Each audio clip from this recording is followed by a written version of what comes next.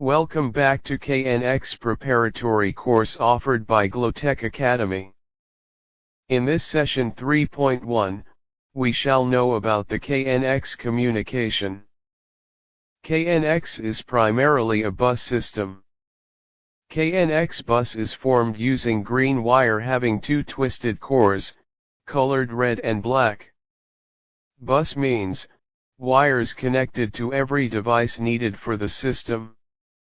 Any connected device can communicate on the bus, but only one at a time. If one of the devices is communicating, then others will have to listen to it. Since it is a common communication medium, it is called bus. Each KNX device has multiple channels. Each device has a unique identifier called individual address like 1.1.1.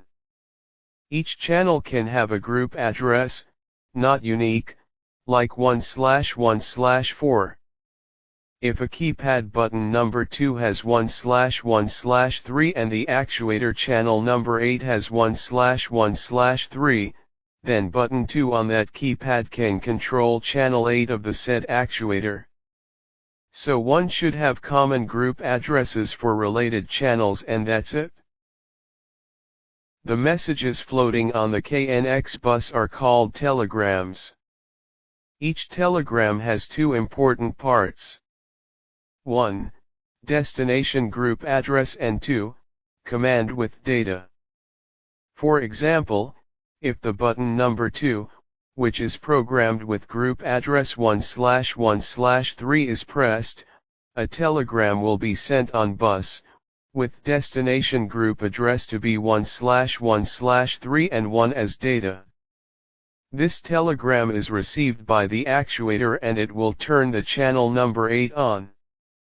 If the button number 2 is pressed again, it generates another telegram with same destination group address, namely, 1/1/3, but this time the data would be 0 to indicate to turn light off.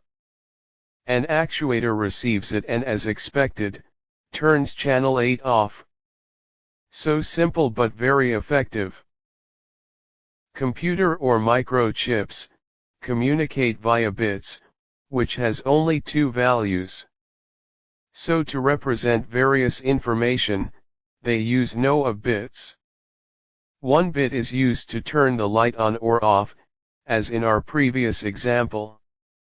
2 bits are used for priority operation.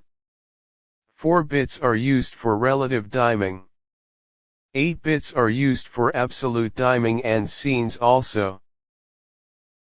As discussed earlier, microchips communicate via bits, which has only two values, 0 or 1.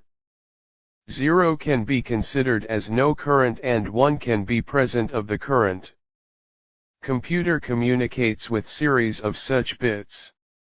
For example 0001 or 1101 or 0101. Each combination make a specific meaning to the computer. This binary number can be a command or some data/information.